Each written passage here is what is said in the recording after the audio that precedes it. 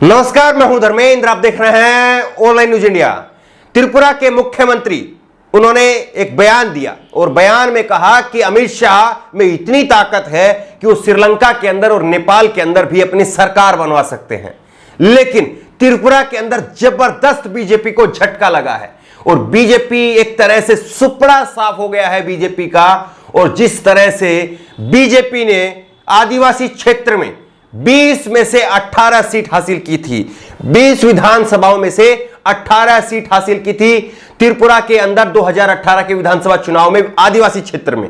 लेकिन उसी आदिवासी क्षेत्र में अब जिला परिषद के निकाय चुनाव हुए और इस निकाय चुनाव में बीजेपी का सुपड़ा साफ हो गया है। ये परिणाम बता रहे हैं किस तरह से जिन 20 सीटों पर 2018 में 18 सीटों पर बीजेपी ने कब्जा किया था, लेकिन इन्हीं 20 सीटों की 30 जिला परिषद पर चुनाव हुए और इस 30 जिला परिषद की चुनाव वाली सीटों पर बीजेपी को महज 9 सीटें मिली हैं और एक साल पहले एक नई पार्टी बनी है और उसको 18 सीट मिली है। एक तरह से बीजेपी का सुपड़ा साफ इसको मानिए, क्योंकि 2 साल पहले आपने इसी क्षेत्र से यहां पर 20 में से 18 सीटें जीती थी। लेकिन अब क्या हुआ, लोगों ने क्यों आपको सिरे से नकार दिया, यह बीजेपी के लिए एक बड़ा सवाल है। यहां पर यह दिखाई दे रहा है किस तरह से आप धोखे से किसी को एक बार जीत सकते हैं, धोखे से, जुमले से आप किसी को एक बार गुमराह कर सकते हैं, लेकिन बार बार नहीं कर सकते हैं। और इसीलिए इस दलित आदिवासी क्षेत्र ने बीजेपी को दिखा दिया है कि उसका औकात क्या है। बीजेपी को बता दिया, बीजेपी यहां पर सत्ता में है, सत्ता में होने के बावजूद बीजेपी जिला परिषद का चुनाव नहीं जीत पाई। यह बीजेपी के सामने किसी बड़े झटके से कम नहीं है। ये पहले आपको ये पुराना बयान उनका दिखा देते हैं, उसके बाद में जो है आज की खबर पर बात करेंगे। ये बयान है इनका 15 फरवरी 2021 का और बिप्लब कुमार देब ने कहा था कि अमित शाह नेपाल श्रीलंका में भी सरकार बनाएंगे, मचा था बवाल।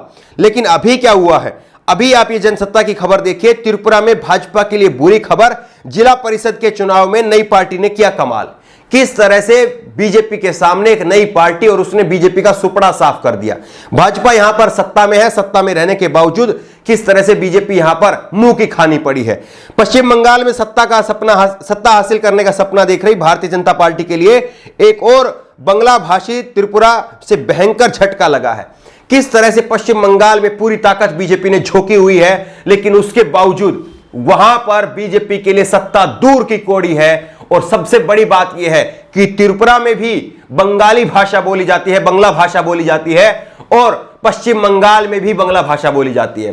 तो एक तरह से अब ये दोनों खबरें एक साथ जुड़ेंगी और 4 चरण के जो मतदान अभी पश्चिम बंगाल में बचे हुए हैं, सीधा सीधा उसका असर पश्चिम बंगाल में भी देखने को मिलेगा। त्रिपुरा से जो ये हवा बह रही है, ये पश्चिम बंगाल की तरफ बह रही है और पश्चिम बंगाल में ये हवा पहुंचेगी तो यहां पर भी बीजेपी को झटका लगना तय है, क्योंकि 2 साल पहले यहां पर चुनाव हुए थे और बीजेपी अपनी सत्ता बचा नहीं पा रही है। यह बड़ा सवाल है और किस तरह से बीजेपी के अंदर त्रिपुरा में फूट पड़ी हुई है वो भी आपको दिखाएंगे और मुख्यमंत्री के विवादित बयान, घटिया बयान, वो भी आपको दिखाएंगे। किस तरह से आप बयानबाजी करके जीत नहीं सकते हैं, यह भी साफ हो गया है इन चुनावों से। यहां पर जो है त्रिपुरा के आदिवासी क्षेत्र में स्वायत्त जिला परिषद के चुनाव में एक नई पार्टी TIPRA ने 28 में से 18 सीटों पर जीत दर्ज की है। 6 अप्रैल को आदिवासी क्षेत्र स्वायत्त जिला परिषद के लिए हुए चुनाव में 28 सीटों पर वोट डाले गए थे। 2 सीटें मनोनीत होती है, कुल सीटें 30 है। 2 सीटें गवर्नर के द्वारा जो है वो मनोनीत किया जाता है। इस 18 सीटों पर जिला परिषद के चुनाव में indigenous progressive regional alliance TIPRA ने 28 सीटों में से 18 पर जीत दर्ज की है। तो पूरी तरह से सुपड़ा साफ जो है यहां पर बीजेपी का हो गया है। लेकिन एक बड़ी बात यह भी है कि यहां पर कांग्रेस और लेफ्ट को कोई सीट नहीं मिली है। ये उनके लिए भी जो है झटका है, उनको भी समझना होगा कि किस तरह से। और ये जो पार्टी, ये जो नई पार्टी बनी है, इसके जो नेता हैं बर्मन, और ये बर्मन जो है वो 1 साल पहले ही सितंबर 2020 के अंदर बीजेपी कांग्रेस से अलग होकर के इन्होंने नई पार्टी बनाई थी। तो कांग्रेस को भी, लेफ्ट को भी ये समझना होगा कि किस तरह से अगर उनको वहां पर अपना सत्ता में वापसी करनी है या अपना अस्तित्व बचाना है, वहां पर लड़ाई लड़नी है, तो लोगों के साथ में कनेक्ट बनाना होगा, छोटे छोटे नए नेताओं को उभारना होगा। यह एक कांग्रेस के लिए और लेफ्ट के लिए भी साफ तौर पर संकेत है। हम देखिए, खबर कहेंगे, खबर जो होगी वो खबर कहेंगे, और जिसके लिए जो बुरी खबर होगी उसके लिए वो खबर भी कही जाएगी, भले ही किसी को बुरी लगे। लेकिन आगे आप देखिए, मुख्यमंत्री बिप्लब देब के खिलाफ किस तरह से त्रिपुरा के अंदर फूट पड़ी हुई है, बगावत हो रही है, यह खबर भी आपको दिखा देते हैं। द वायर ने इस खबर को छापा था, पिछले साल की यह खबर है, जहां पर 7 विधायक दिल्ली पहुंच गए थे और किस तरह से त्रिपुरा में भाजपा विधायकों ने तानाशाही के आरोप लगाते हुए मुख्यमंत्री को हटाने की मांग की।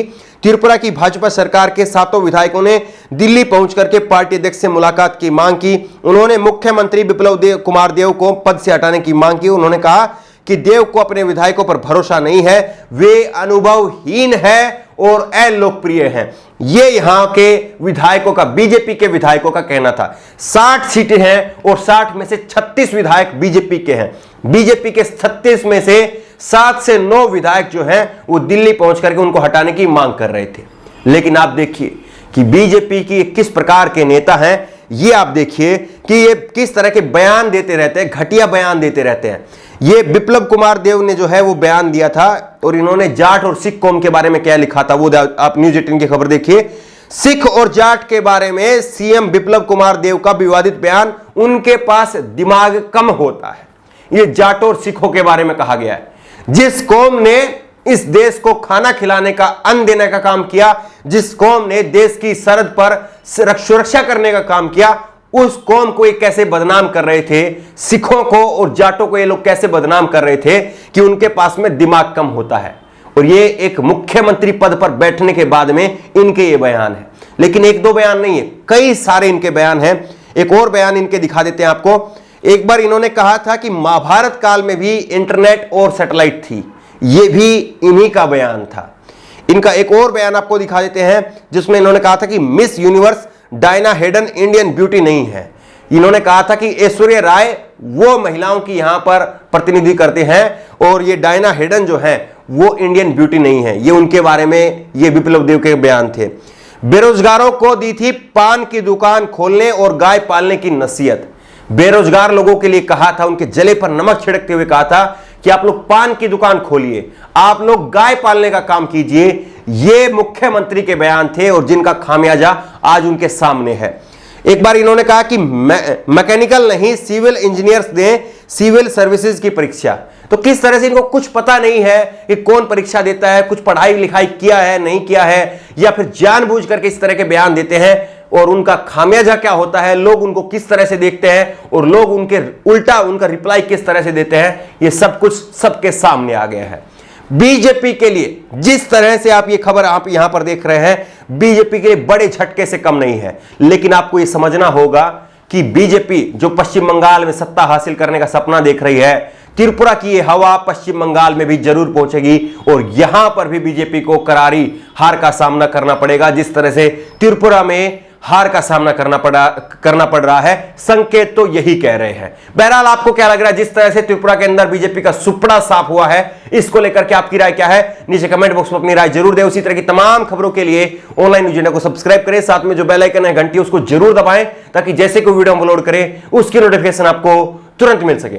धन्यवाद। इस खबर को अभी लाइक करें, शेयर करें, अभी चैनल को सब्सक्राइब करें और घंटी जरूर दबाएं।